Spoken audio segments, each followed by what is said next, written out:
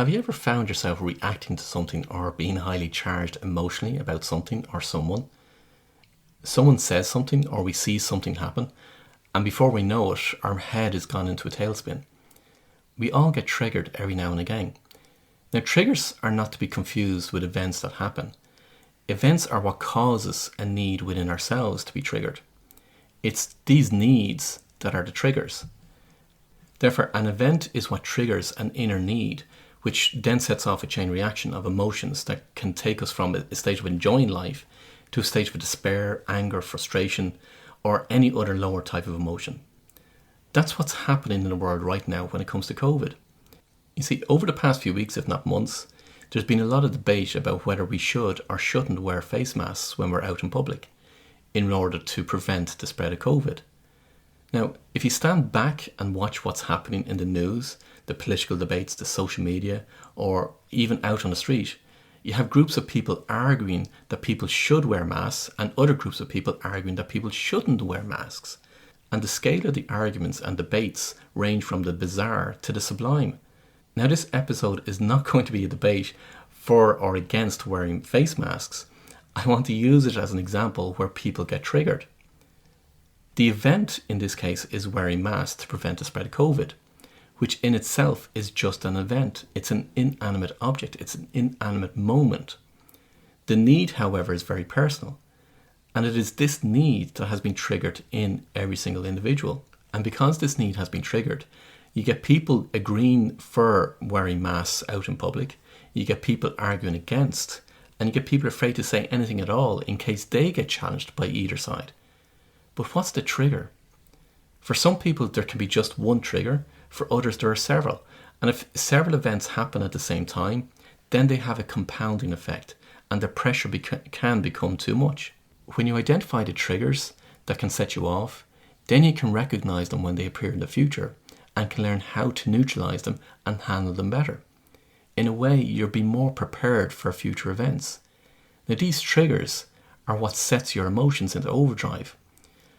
If you take the example of wearing face masks during COVID, whether you are for or against, when it comes to defending your position on this particular subject, what is it that's triggering you inside? Is it to do with inclusion or exclusion? Is it to do with justice or injustice? Is it to do with authority or freedom? Is it to do with power or autonomy? Recognition or rejection? Safety or risk? Democracy or individuality? The list goes on and on. In fact, there can be hundreds, if not thousands, of possibilities as to why you can be triggered. But here's the thing. What I found is all the triggers that appear in people's lives fall under 4 headings, which make up the acronym LIFE. Now, LIFE stands for L, meaning love of you to others, from partners, family, friends, community, the world. I stands for the identity, meaning your identity of purpose, self-expression, sexuality. F meaning financial, your income, business, career, investments, even basic needs of food and shelter. And E is for ego, your reputation of how you're viewed by others. So all the triggers will fall under one of those 4 headings. Every trigger that I've come across for myself and when working with clients has fallen under one of those 4 headings: love, identity, financial, or ego. But only you can answer the question for yourself. What is it internally that you're being triggered? Now, is it your core values that are being triggered?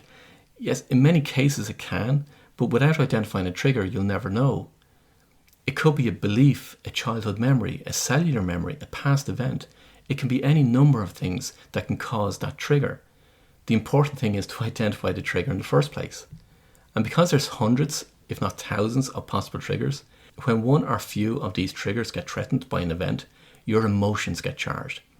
In some cases, you'll be able to deal with it calmly, but there will be times in your life that because of the circumstances or the regularity or the number of threats, it will set off a chain reaction of emotions. The key to preventing this is firstly to be aware of the triggers that set off your emotions. Then we need to neutralize the triggers so that they don't carry the same level of emotional charge into the future. When you do this, you maintain being in equilibrium, and therefore you don't react negatively when situations arise. When you don't react, then you are more in control of the situation and you're best placed to deal with something objectively.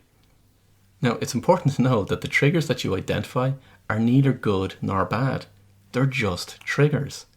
As part of your personal growth, what you want to have is you become indifferent to these triggers. Now, think back to other moments in your life when you felt triggered, where an event happened or someone said something and you could feel your negative emotions rising inside of you. When you stand back from the moment and observe that moment in time, what was the underlying cause of the trigger? What was being threatened or not being met or being challenged? Identify the triggers. Then it's a case of dissolving the triggers. When you do that, life becomes an awful lot easier. Now, do you ever get triggered again? Of course you do. There are hundreds, if not thousands of triggers. And because it's a trigger that hasn't been dissolved, it needs to be worked on. Because you're bound to come across more and more triggers as you go through life that you may not have worked on in the past. And yes, there's a process of dissolving the triggers. But the first port of call is actually to identify the triggers in the first place. You're going to come across many more triggers as you go through life. But you just dissolve them and you keep going. But if you don't dissolve the triggers, then events can escalate out of control in your business, your career, your relationships, your family, your finances, everything. Identify the triggers and then get about dissolving them. Now, if this is something you would like help with, reach out to me. Go to theexecutivecoach.com and get in contact. And don't forget, sharing is caring. So please share this podcast with your friends, your colleagues, or send me an email and give me your comments or your questions. And any questions that I receive, I'll deal with them going through the actual episodes itself to give you more information and more guidance and more help to help you in your journey. So that's it for now. But until next time, I wish you every success.